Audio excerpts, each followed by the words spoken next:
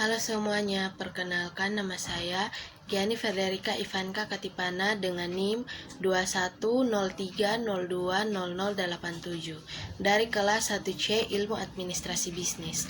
Baik, saya akan memberikan rangkuman materi dari pertemuan pertama sampai pertemuan ke-8. Posisi formal dan material sosiologi. Posisi formal atau objek formal adalah interaksi yang terjadi di dalamnya. Objek formal mempelajari bagaimana suatu interaksi atau hubungan terjadi dalam masyarakat sosial. Objek formal menekankan proses yang dialami manusia sebagai makhluk sosial. Dalam objek formal dipelajari bagaimana hubungan antara manusia secara individu, hubungan individu dengan kelompok, dan hubungan antara kelompok manusia. Sedangkan objek material adalah objek yang mengkaji materi yang mempengaruhi kehidupan sosial. Objek material adalah sosiologi berupa suatu materi yang ada dan terlihat, dapat berupa benda maupun gagasan yang mempengaruhi kehidupan dan interaksi sosial. Objek material dapat berupa suatu benda yang konkret atau fisik seperti sekolah, lingkungan, negara, rumah, masjid, gereja, kota, sungai, komputer, senjata, mobil, rumah, daerah, dan benda-benda lainnya. Namun, objek material juga dapat berupa non-fisik seperti ide, gagasan, bahasa, kebiasaan, kepercayaan, isyarat, nilai, norma, dan adat istiadat. Definisi sosiologi menurut 10 ahli. Yang pertama, menurut Auguste Comte, sosiologi adalah kejadian yang sedang terjadi di masyarakat atau kita sering sebut fenomena sosial yang memiliki karakteristik dengan fenomena alam. Menurut Rorschach dan Warren, sosiologi adalah ilmu pengetahuan yang memiliki fokus kajian pada hubungan sosial di masyarakat antara individu satu dengan individu lainnya. Manusia tidak bisa hidup sendiri sehingga memerlukan bantuan manusia lainnya. Menurut Pitirim A. Sorokin, sosiologi adalah suatu studi pengetahuan tentang penjelasan terhadap hubungan sosial dengan pengaruh hubungan timbal balik, serta juga mengkaji tentang gejala sosial yang terjadi sebab akibat oleh hubungan di dalam masyarakat. Menurut William F. Cockburn dan Meyer F. Nimkov, sosiologi adalah ilmu pengetahuan yang empiris dengan dilatar belakangi dengan metode penelitian sosial. Menurut A. Fondern dan C. Lambers, sosiologi adalah studi pengetahuan yang memberikan penjelasan tentang struktur sosial dan proses kehidupan dalam menjalani kehidupan masyarakat. Menurut Selos Sumarjan dan Suloman Sumardi, sosiologi adalah suatu ilmu pengetahuan tentang hubungan masyarakat yang berjalan dinamis, teguh, dan berkembang yang memberikan dampak perubahan sosial. Menurut Hasan Sadili, sosiologi adalah sebuah ilmu kemasyarakatan yang menjelaskan tentang ikatan masyarakat satu dengan manusia lainnya. Yang selanjutnya, Paul B. Horton, sosiologi adalah ilmu pengetahuan kemasyarakatan yang berfokus tentang kajian kelompok dan apa yang dihasilkan oleh kelompok tersebut. Menurut Sujono Sukanto, sosiologi merupakan suatu pengetahuan yang fokus memberikan perhatian terhadap masyarakat secara umum, serta berusaha memberikan pola-pola kehidupan masyarakat agar konflik sosial tidak terjadi. Menurut William Kornblum, sosiologi adalah ilmu pengetahuan dalam membahas perilaku sosial yang sesuai dengan keteraturan sosial dalam masyarakat. Posisi dan perbandingan sosiologi di antara ilmu seperti filsafat, hukum, ekonomi, bisnis, politik, dan budaya. Sosiologi dan ekonomi. Ekonomi mempelajari usaha-usaha manusia untuk memenuhi kebutuhan dan keinginannya secara material. Sementara sosiologi mempelajari unsur-unsur dalam masyarakat secara keseluruhan. Sosiologi dan ilmu politik. Ilmu politik pada dasarnya mempelajari daya upaya untuk memperoleh, mempertahankan, dan menggunakan kekuasaan.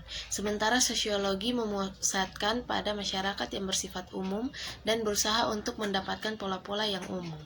Sosiologi dan ilmu filsafat. Ilmu filsafat pada dasarnya mempelajari semua aspek kehidupan manusia seperti pengetahuan, nilai-nilai moralitas, ekonomi, sosial, budaya, seni dan bahasa dan agama. Sementara itu, sosiologi memusatkan secara umum kepada masyarakat. Sosiologi dan ilmu hukum. Ilmu hukum mempelajari khusus kepada berbagai hukum yang berkaitan dengan kehidupan masyarakat, sedangkan sosiologi lebih berfokus pada masyarakat itu sendiri. Selanjutnya, sosiologi dan antropologi atau budaya. Secara khusus, antropologi sosial cukup sulit dibedakan dengan sosiologi. Antropologi memusatkan perhatian pada masyarakat primitif atau memiliki kebudayaan yang masih sederhana. Urgenesi mempelajari sosiologi administrasi bisnis. Ilmu sosiologi adalah ilmu yang mempelajari tentang masyarakat atau memusatkan pada masyarakat secara umum, sehingga ilmu sosiologi ini sangat penting untuk dipelajari khususnya untuk mahasiswa jurusan administrasi bisnis. Karena ilmu administrasi bisnis sendiri mempelajari tentang pengendalian usaha, perusahaan, perorganisasian untuk suatu instansi publik maupun swasta yang nantinya berhubungan langsung kepada masyarakat. Jadi sosiologi sangat penting untuk dipelajari. Dengan banyak pelajar mengenai ilmu sosiologi, kita akan lebih mudah mengenal banyak mengenai aspek-aspek pun pola-pola kehidupan dalam masyarakat secara menyeluruh. Sosiologi suatu pengantar, kelompok-kelompok sosial dan kehidupan masyarakat. Manusia pada dasarnya adalah makhluk sosial, memiliki naluri untuk hidup dengan orang lain. Naluri manusia untuk hidup dengan orang lain disebut sebagai gregarious, sehingga manusia juga disebut social animal atau hewan sosial. Sejak dilahirkan, manusia sudah mempunyai dua hasrat atau keinginan pokok, yaitu keinginan untuk menjadi satu dengan manusia lain di sekitar atau masyarakat, keinginan untuk menjadi satu dengan suasana sekelilingnya. Tipe-tipe kelompok sosial. Klasifikasi tipe-tipe kelompok sosial. Tipe-tipe kelompok sosial dapat diklasifikasikan beberapa sudut atau atas dasar berbagai kriteria ukuran. Seorang sosiolog Jerman, Georg Simmel, mengambil ukuran besar, kecilnya jumlah anggota kelompok, bagaimana individu mempengaruhi kelompoknya, serta interaksi sosial dalam kelompok tersebut. Kelompok sosial dipandang dari sudut individu. Kelompok sosial adalah dasar kekerabatan usia dan kadang-kadang atas dasar pekerjaan dan kedudukan. Dalam masyarakat yang sudah kompleks, individu biasanya menjadi kelompok sosial tertentu. In-group and out-group. In-group adalah kelompok sosial di mana individu mengidentifikasikan dirinya atau tidak bersifat relatif dan tergantung pada situasi sosial tertentu. Out-group adalah kelompok sosial yang oleh individu diartikan sebagai lawan in-groupnya. Out-group sering dikaitkan dengan istilah kami atau kita dan mereka. Kelompok primer atau primer group dan kelompok sekunder atau secondary group. Kelompok primer merupakan kelompok sosial yang paling sederhana, di mana anggotanya saling mengenal, contohnya seperti keluarga, teman, dan lain-lain. Kelompok sekunder. Kelompok sekunder adalah kelompok yang terdiri dari banyak orang yang bersifat hubungannya tidak berdasarkan pengenalan secara pribadi dan juga tidak langgeng, contohnya kontrak jual beli. Kelompok-kelompok sosial yang tidak teratur. Pertama, kerumunan atau crowd adalah individu-individu yang berkumpul secara kebetulan di suatu tempat pada waktu bersamaan. Contoh bentuk kerumunan sebagai berikut. Kerumunan yang berartikulasi dengan struktur sosial. Yang pertama, formal audiensi merupakan kerumunan yang mempunyai suatu perhatian dan persamaan tujuan, contohnya menonton film. Yang kedua, plate expressive group merupakan kerumunan yang pusat perhatiannya tidak begitu penting, tetapi mempunyai persamaan tujuan, contohnya orang berpesta. Kerumunan yang bersifat sementara atau casual crowds. Yang pertama, inconvenient aggregations, kumpulan yang kurang menyenangkan, misalnya orang yang anti karcis. Yang kedua, panic crowds, kerumunan yang sedang panik, yaitu orang-orang yang berusaha menyelamatkan diri dari suatu bahaya. Yang ketiga, spectators crowds, kerumunan penonton terjadi karena ingin melihat suatu kejadian tertentu. Publik. Publik merupakan kelompok yang tidak merupakan kesatuan. Interaksi terjadi secara tidak langsung melalui alat-alat komunikasi seperti pembicaraan pribadi yang berantai, desas-desus, surat kabar, radio, televisi, film, dan lain sebagainya. Masyarakat pedesaan dan masyarakat perkotaan. Masyarakat setempat atau community, istilah masyarakat setempat atau community menunjukkan pada bagian masyarakat yang bertempat tinggal di suatu wilayah dengan batas-batas tertentu. Tipe-tipe masyarakat setempat seperti jumlah penduduk, luas, kekayaan, dan kepadatan penduduk daerah pedalaman. Yang ketiga, fungsi-fungsi khusus masyarakat setempat terhadap seluruh masyarakat dan organisasi masyarakat setempat yang bersangkutan. Masyarakat pedesaan dan masyarakat perkotaan.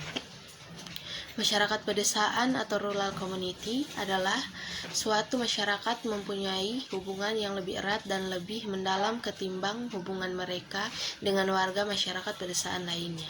Masyarakat perkotaan atau urban community adalah masyarakat yang tidak tentu jumlah penduduknya. Perbedaan antara masyarakat pedesaan dan masyarakat perkotaan. Small group. Small group adalah suatu kelompok yang teoretis terdiri paling sedikit dari 2 orang yang paling berhubungan untuk memenuhi tujuan tertentu dan menganggap hubungan itu sendiri penting baginya. Dinamika kelompok sosial. Setiap kelompok sosial pasti mengalami perkembangan serta perubahan-perubahan dalam setiap kelompok sosial. Seperti bila 2 kelompok bersaing, maka akan timbul stereotip. Kontrak antara 2 kelompok yang bermusuhan tidak akan mengurangi sikap tindak bermusuhan tersebut. Kebudayaan dan masyarakat. Dalam kehidupan sehari-hari, orang sering membicarakan tentang kebudayaan. Juga dalam kehidupan sehari-hari, orang tidak mungkin tidak berurusan dengan hasil-hasil kebudayaan. Kebudayaan sebenarnya khusus dipelajari oleh antropologi budaya. Akan tetapi walaupun demikian, seseorang yang memperdalam perhatiannya terhadap sosiologi, sehingga memutuskan perhatiannya terhadap masyarakat, tak dapat menyampingkan kebudayaan dengan begitu saja karena di dalam kehidupan nyata keduanya tidak dapat dipisahkan dan selamanya merupakan dui tunggal. Unsur-unsur kebudayaan. Yang pertama, alat-alat teknologi, sistem ekonomi, keluarga, kekuasaan, dan politik.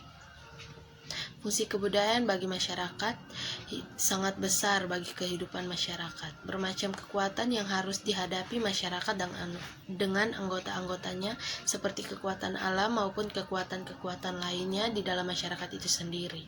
Kebudayaan mengatur agar manusia dapat mengerti bahwa bagaimana seharusnya bertindak, berbuat, dan menentukan sikap mereka berhubungan dengan orang lain. Norma-norma dalam masyarakat terbentuk secara tidak sengaja, namun lama-kelamaan norma tersebut dia buat secara sadar. Norma yang ada dalam masyarakat mempunyai ketentuan kekuatan mengikat yang berbeda-beda.